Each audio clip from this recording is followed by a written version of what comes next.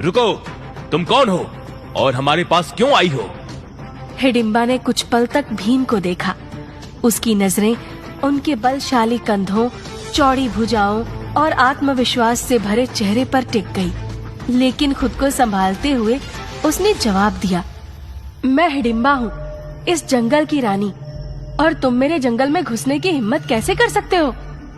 जंगल किसी का नहीं होता, ये प्रकृति का हिस्सा है और सबका अधिकार है यहाँ रहने का।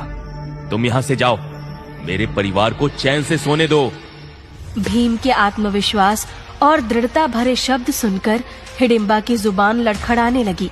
वो अब तक कई बलशाली योद्धाओं को देख चुकी थी, लेकिन भीम जैसा व्यक्ति उसने पहले कभी नहीं देखा था। तुम कौन हो? तुम्हारी ताकत और साहस कुछ अलग है। मैं भीम हूँ, पांडवों में से एक। और अब बताओ, तुम हमारे पास क्यों आई हो? हिडिंबा के चेहरे के भाव बदलने लगे। वो अब भीम को देखकर प्रभावित हो चुकी थी। उसकी आंखों में पहले खतरनाक चमक थी, लेकिन अब वो सौम्यता में बदल गई थी। मैं और मेरा भाई हिडिंब इस जंगल के रक्षक हैं। हम यहाँ शिकार करके जीवन यापन करते हैं। मैंने सोचा कि तुम लोग हमारा भोजन बनोगे, लेकिन हिडिंबा की आवाज धीमी पड़ गई। उसने भीम की भुजाओं की ओर देखा और उनकी गहरी आंखों में खो गई। लेकिन अब मेरा इरादा बदल गया है। तुमसे लड़ना या तुम्हारा शिकार करना तो दूर, मैं तो तुम्हारी ओर खिंचती जा रही हूँ। तुम कहना क्या चाहती हो? हिडिंबा ने हिम्मत जुटाई और बोली, तुमसे मिलने के बाद मेरा दिल कुछ अलग सा महसूस कर रहा है। तुम्हारी ताकत, तुम्हारी दया और तुम्हारा आत्मविश्वास, मैंने ऐसा कुछ भी नहीं देखा। भीम ने ये बात सुनी तो थोड़ा पीछे हटी, लेकिन हिडिंबा ने अपने कदम आगे बढ़ाए। तुम में केवल बल नहीं है भीम, तुम्हारे अंदर एक अजीब सी गर्मजोशी है।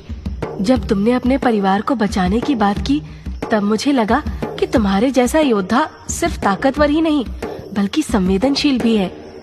हिडिंबा, ये सब कहना बंद करो। मैं यहाँ सिर्फ अपने परिवार की रक्षा के लिए हूँ। अब तुम जाओ और अपने भाई को भी समझाओ कि वो हमारे पास ना आए। लेकिन हिडिंबा के लिए ये सब कह पाना आसान नहीं था। वो पूरी तरह से भीम के व्यक्तित्व और उनके तेज से प्रभावित हो चुकी थी। उसकी आवाज फिर से धीमी पड़ गई। अगर मैं यहाँ से चली भी जाऊं तो भी मैं तुम्हें भूल नहीं पाऊंगी। भीम, मैं तुम्हें अपने जीवन में कभी नहीं भूल सकती। ये कहकर हिडिंबा ने सिर झुका लिया। भीम ने उसे कुछ पल तक देखा। उनके मन में एक अजीब सी शांति और एक अजीब सा तनाव था। इधर भीम और हिडिंबा के बीच चल रहे संवाद से अनजान हिडिंबा का भाई हिडिंब अपनी गुफा में बेचैनी से टहल रहा था। वो अपनी बहन को शिकार पर भेजकर इत्मीनान से बैठने का आदी था, लेकिन आज उसकी बहन समय पर वापस नहीं लौटी थी। उसके मन में चिंता घर करने लगी। हिडिंबा, इतनी देर क्यों हो गई? कहीं कोई खतरा तो नहीं? मुझे खुद जाकर देखना होगा। अगर किसी ने मेरी बहन को नुकसान पहुंचाया तो मैं उस पूरे जंगल को खा जाऊंगा। हिडिंब अपने विशाल आकार और डरावनी शक्ति के साथ अपनी गुफा से निकला।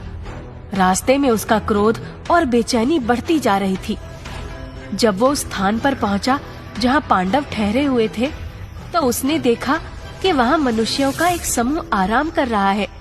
ये देखकर उसकी आंखें लाल हो गई। आज तो किस्मत खुल गई। एक नहीं, पूरे 6 मनुष्य। आज का भोजन तो राजा भोज जैसा होगा। वो अपने विशाल पांवों से धीरे धीरे पांडवों की ओर बढ़ ही रहा था कि अचानक हिडिंबा वहां पहुंच गई। उसने तुरंत अपने भाई का रास्ता रोक लिया। भैया, रुक जाइए, आप इन्हें अपना शिकार नहीं बना सकते। भैया, मैं इनमें से एक को, जिसका नाम भीम है, अपना जीवन साथी मान चुकी हूँ। मैंने तय कर लिया है कि मैं उससे विवाह करूंगी। तू मेरी बहन होकर एक मनुष्य से विवाह करेगी? ये असंभव है। तूने सोचा भी कैसे कि मैं इसे स्वीकार करूंगा? हिडिंब का गुस्सा बढ़ने लगा। उसने गगनभेदी राक्षसी आवाज में चीखते हुए कहा, मैं इस मनुष्य को खा जाऊंगा और साथ ही बाकी सबको भी। कोई नहीं बचेगा। हिडिंब ने जैसे ही पांडवों पर हमला करने के लिए कदम बढ़ाया, हिडिंबा उसके सामने खड़ी हो गई। भैया, मैंने कहा ना, इन पर हाथ मत उठाइए। अगर आपने इन्हें नुकसान पहुंचाया तो आप अपनी बहन को खो देंगे। हिडिंब के डरावने स्वर और आवाज से पांडव और माता कुंती जाग गए। उन्होंने अपने सामने एक विशालकाय राक्षस को देखा और हिडिंबा को भी। सभी हैरान और सतर्क हो गए। ये कौन है और यहाँ क्या हो रहा है? माँ, शांत रहिए। ये राक्षस है। लगता है ये हम पर हमला करने की फिराक में है। भीम ने माँ और भाइयों को आश्वस्त किया और हिडिंब के सामने आकर खड़ा हो गया। अगर तुम हम पर हमला करना चाहते हो तो पहले मुझसे लड़ना होगा। हिडिंब गुस्से से भीम की ओर लपका। वहीं हिडिंबा ने भीम को बचाने के लिए हर संभव प्रयास किया। भैया, मैं आपसे निवेदन करती हूँ, मेरे लिए इसे छोड़ दीजिए। तू मेरी बहन होकर मुझे रोक रही है। मैं इसे मार कर ही रहूंगा। इसके बाद भीम और हिडिंब के बीच भीषण युद्ध शुरू हो गया। पूरा जंगल उनकी लड़ाई की गूंज से कांप उठा। दोनों ही अपनी पूरी ताकत लगा रहे थे। अंत में भीम ने अपनी अपार शक्ति और कौशल से हिडिंब को मार गिराया। मैं जानता था हमारा भीम भैया इस राक्षस को हरा देगा। हिडिंब की मृत्यु के बाद हिडिंबा ने माता कुंती के सामने आकर हाथ जोड़ लिए। माता, मैं आपके पुत्र भीम से विवाह करना चाहती हूँ। कृपया मुझे अपनी बहू के रूप में स्वीकार करें। अगर आपने मेरा प्रस्ताव ठुकराया तो मैं अपने प्राण त्याग दूंगी। हिडिंबा के इन शब्दों ने सभी को आश्चर्य में डाल दिया। पांडवों और कुंती के सामने अब एक कठिन निर्णय था। हिडिंबा के भावनात्मक अनुरोध और भीम के प्रति उसके प्रेम ने कुंती और पांडवों को असमंजस में डाल दिया। कुंती को समझ नहीं आ रहा था कि वो इस प्रस्ताव को स्वीकार करे या नहीं। हिडिंबा राक्षस कुल से थी और पांडवों का धर्म और कर्तव्य उन्हें ऐसा करने से रोक रहा था। कुंती ने अंततः अपने सबसे बड़े पुत्र युधिष्ठिर से इस पर विचार करने को कहा।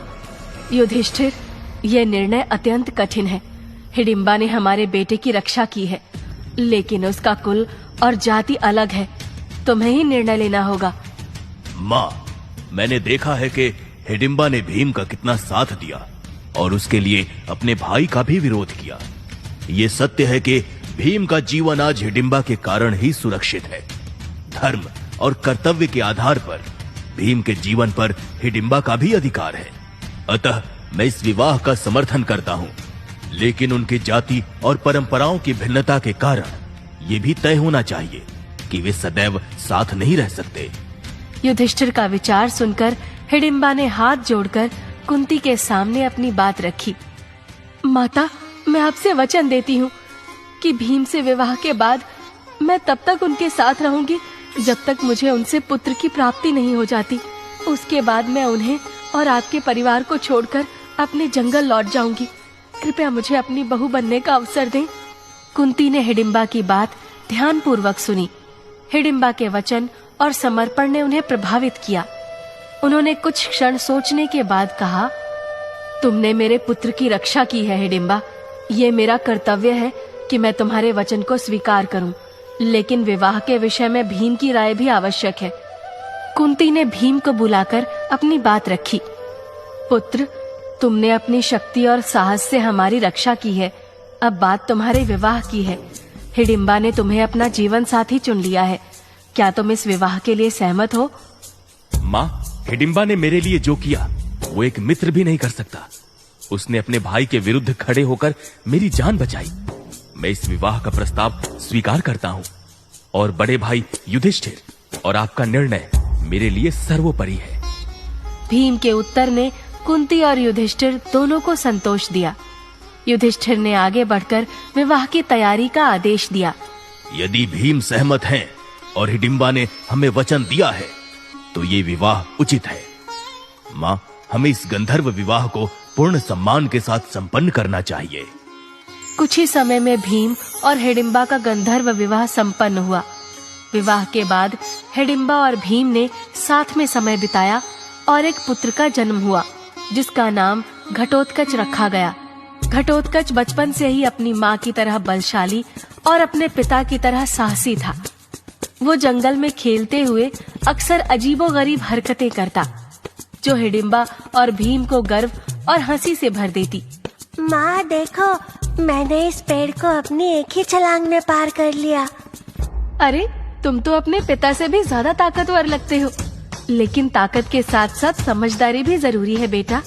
याद रखना, शक्ति का उपयोग हमेशा सही कार्य के लिए करना चाहिए। शाबाश मेरे वीर पुत्र। घटोत्कच के खेल खेल में ताकत और बुद्धिमानी दिखाने की आदत ने उसे न केवल अपने माता पिता का लाडला बना दिया, बल्कि जंगल के अन्य प्राणियों का प्रिय भी। वो अक्सर अपनी माँ के साथ जंगल में घूमता और उनसे राक्षस जाति के इतिहास और बलिदानों की कहानियां सुनता। लेकिन फिर भीम को दिए हुए वचन अनुसार एक दिन हिडिंबा ने भीम से कहा, प्रिय भीम, मेरे वचन के अनुसार अब मैं तुम्हें और तुम्हारे परिवार को छोड़कर जा रही हूँ। लेकिन मैं तुम्हारे और घटोत्कच के लिए हमेशा प्रार्थना करूंगी। मेरा पुत्र तुम्हारे कुल का गौरव बनेगा। भीम ने हिडिंबा को धन्यवाद दिया और वचन दिया कि वो हमेशा उनके और उनके पुत्र के प्रति आभारी रहेगा। घटोत्कच ने भी अपने पिता और पांडवों का साथ दिया और महाभारत के युद्ध में भी अपनी वीरता से इतिहास रच दिया।